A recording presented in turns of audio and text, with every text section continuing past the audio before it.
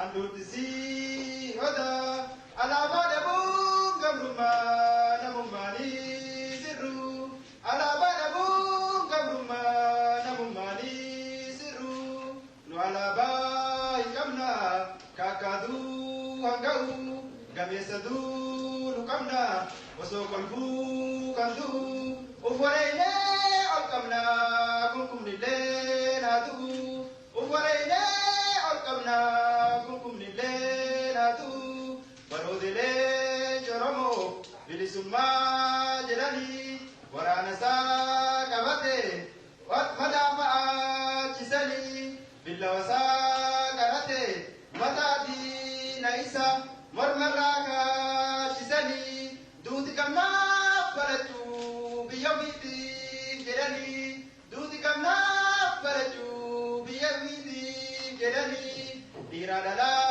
Oromo bakanda kani undudu murate uftu bande biali yakiya amara ke aragaru kota meaka gondili biyegadi si aman biyogadi si aman hatta dua dugini.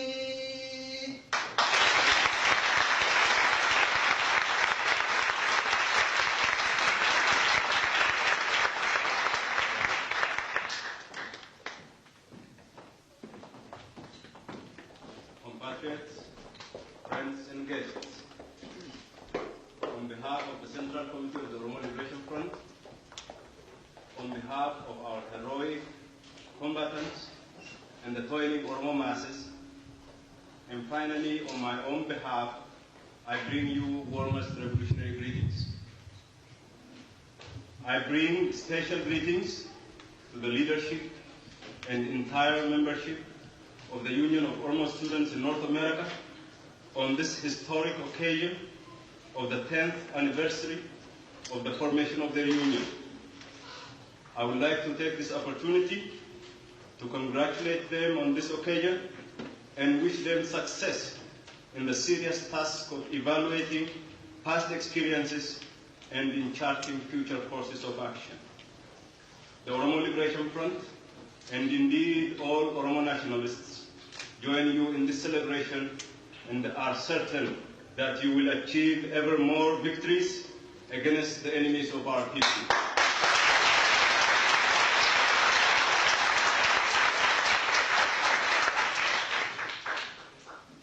The victories achieved by you and all Oromo nationalists over erroneous tendencies of neo-governance during the last decade is commendable.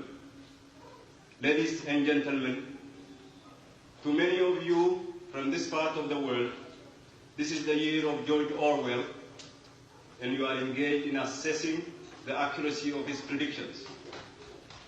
And to us Africans, this year has an additional significance as it marks the 100th year since the convening of the notorious Berlin Conference, at which the imperialist powers partitioned our continent amongst themselves. This conference, or the resulting European colonial domination of Africa, is relatively well known. What is not so well known is the fact that an African state, namely Ethiopia, was a party to the partition of Africa and emerged as a colonial power herself. Almost all African peoples have succeeded in reversing the decision of this conference, of the Berlin Conference, in the period after the World War II. To them, direct alien rule is a thing of the past, and they view classical colonialism with only academic interest. However, to us, the inhabitants of the Horn of Africa, and to our brothers in South Africa and Namibia, colonialism continues to be a painful reality. We, unlike other African nations, remember this year as a conclusion of a century of colonial rule. I have mentioned that the imperialist nature of Ethiopia is relatively obscure, but the peoples colonized by Ethiopia and the creators of the Ethiopian Empire have no confusion about their relationship. For decades, the Ethiopian ruling classes boasted of their colonial achievements and behaved accordingly towards the subject nations. Ethiopian history textbooks of the 1950s and 60s attest to this fact. On the other hand, the Oromo and other colonized peoples have never had no confusion about their status as living under alien rule.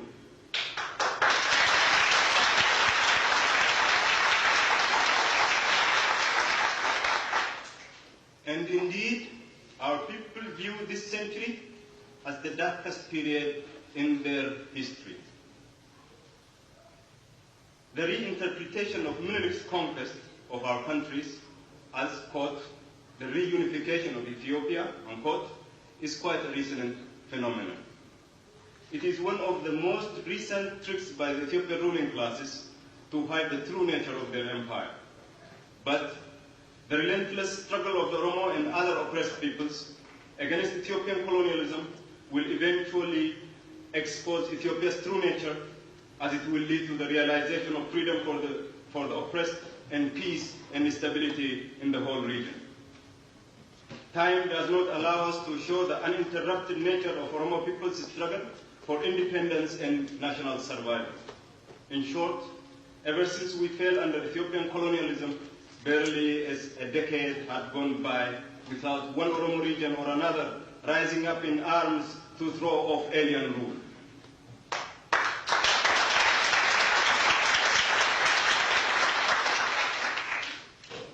Compatriots, you share this anniversary with all other Oromo students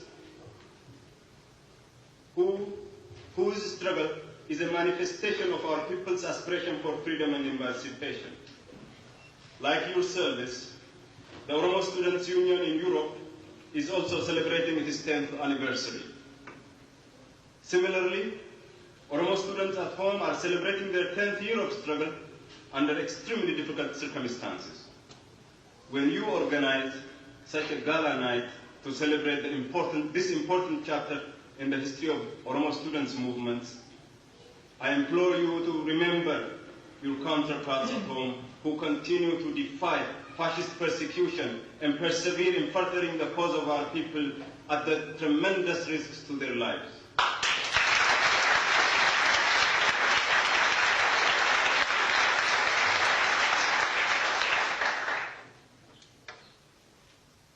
The Oromo Liberation Front as well is celebrating its 10th anniversary this year, not merely by conducting speeches and rallies, but by intensifying the armed struggle.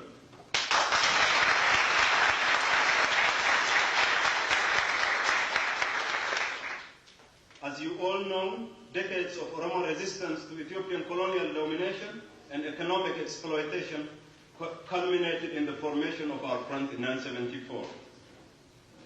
The OLF was born under and of extremely difficult political situation. The birth of the OLF was made necessary by the refusal of the Ethiopian ruling classes to heed the demands of the Oromo nation for its just right to exist freely. These demands had been expressed both in peaceful and violent means.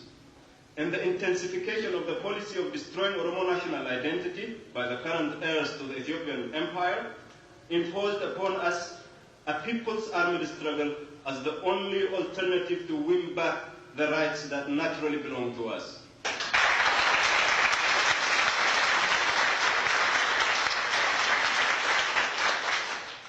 That is the right to determine our destiny. The difficulties of the Oromo nationalist movement is further compounded by the ambition of a neighboring country to exploit our people's aspiration for freedom to achieve self-aggrandizement. The OLF's survival and indeed expansion against all these obstacles is a testimony to the preparedness of the toiling Oromo masses to pay any price to throw off the yoke of colonial domination, cultural subjugation, and economic exploitation.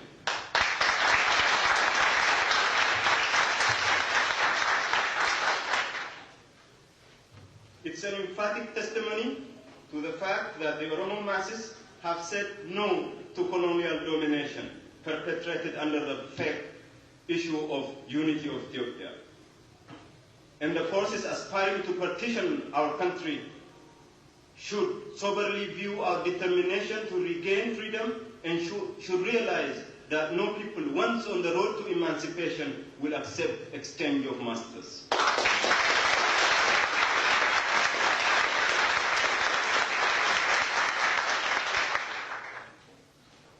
Considering the geopolitical complications of Oromo revolution, much has been achieved politically and militarily during the last 10 years, and especially since the recommencement of the armed struggle in 1976.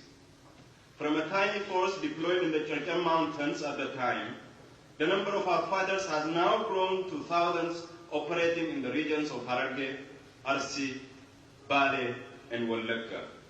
We consider this as an achievement of our masses and above all of our marchers, whose selflessness continues to be a source of courage and determination for the living.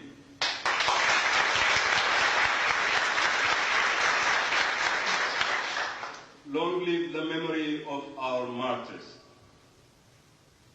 Yet, we should not for a minute forget that much needs to be done at home and abroad. At home, we should and are exerting an all-out effort to expand into new areas where our fighters and politics has not yet reached. The organization of our masses should develop both in quality and in quantity. We must always be ready to combat the enemy's new political moves. This is especially important abroad than at home, for I can assure you that the ruling Ethiopian military junta is completely exposed for the fascist colonial government that it is. No government has ever so consistently and so persistently taken steps that lead to its being discredited. It has frequently resorted to outrightly cheating our people of the fruits of their labor, including their young ones. This is superimposed over the most rapacious exploitation of our masses, even by the standards of previous Ethiopian colonial regimes. Taxes were increased by hundreds of percentage points. In addition, the ordinary man has to continuously contribute money and property on a numberless of occasions and activities. Contributions in the name of war-affected areas. Contributions in the name of drought-affected communities. Contributions in the name of returning refugees. Contributions to build the local headquarters of the Commission for the Organizing of the Party of the Working People of Ethiopia. And contributions on and on. And in order to carry through such uninterrupted robbery of our people, the colonial bureaucracy has to devise all methods.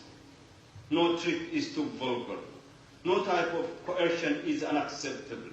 And if need be, armed means to rob entire communities of their cattle, grain, and property is allowed.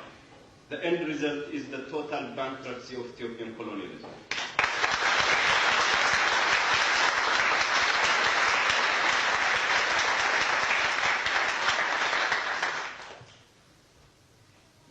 However, it is in the international scene that we still have to expose the nature of Ethiopian colonialism, and especially the nature of the military junta.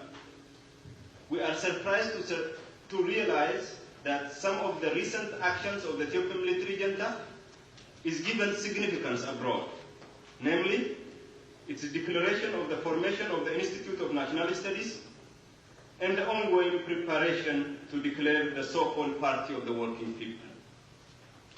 But to our people and all other oppressed masses,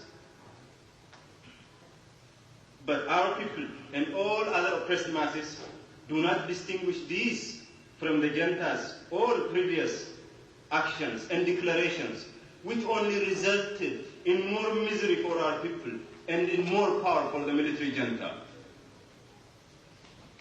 The Ethiopian ruling classes have a long tradition of swindling the world public to win political support and economic aid by promising reform. But in all cases, this political support and economic aid not only resulted in the perpetuation of our people's misery, but in fact, in its intensification. And the present regime has found in the international concern for the hardship of famine-affected communities a golden goose.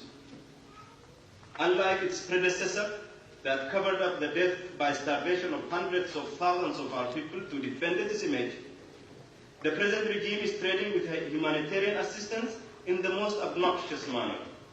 It is raising aid abroad, not because of its concern for the lives of the people, but to feed its ever-expanding armed forces and to entice people into its protected hamlets. Humanitarian assistance extended to this type of regime can only result in prolonging and intensifying human suffering. Humanitarian work, in collaboration with a regime that is prosecuting war against a large proportion of the subjects, that persecutes religious institutions and persons, that incarcerates in prison the most educated elements of the society, and wantonly executes people and displays their corpses in public squares, can only be counterproductive. Comrades and friends, it is with regards to this that we should work together to effectively expose the nature of Ethiopian colonialism in general and that of the present regime in particular. We should not allow their tradition of hoodwinking the world public opinion to continue to succeed.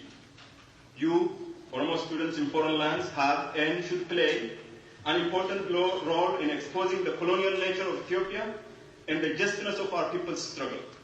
Much has been achieved with regards to this, but much more needs to be done.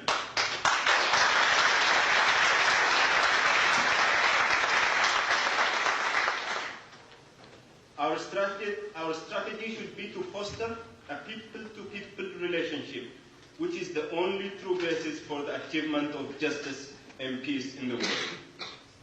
We would like to repeat our warning to the superpower that continues to extend military, political and diplomatic support to the Ethiopian ruling junta to realize the futility of propping up a mortally wounded, archaic system.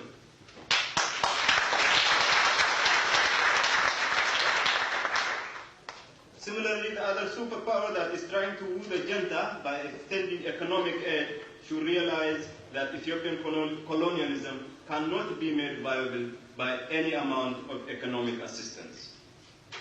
The future of the region lies in the hands of the people who are fighting for self-determination, independence, and social emancipation.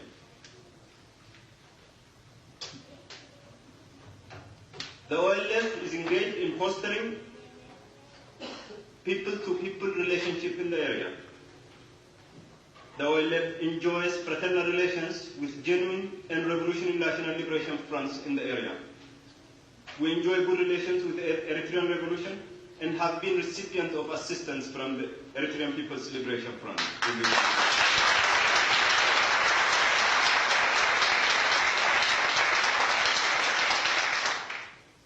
Similarly, friendly relations exist between our front and the Tigray People's Liberation Front.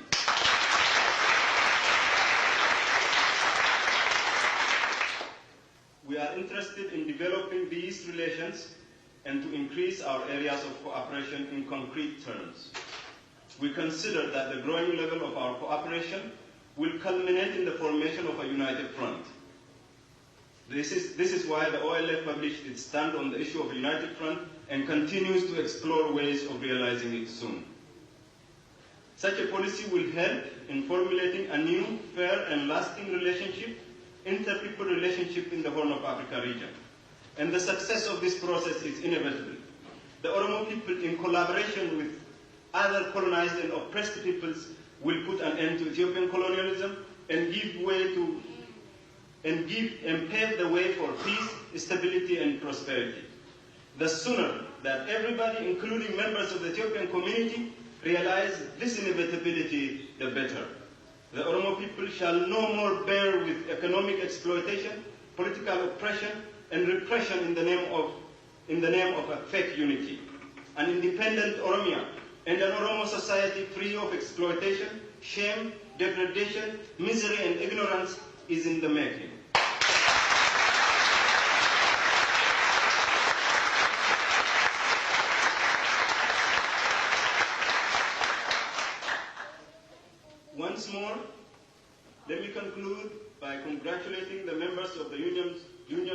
students in North America for organizing this event on the occasion of their 10th anniversary.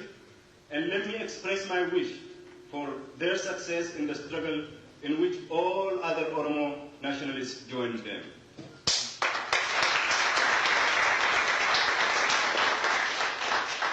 Down with Ethiopian colonialism, down with imperialism, Oromia shall be free.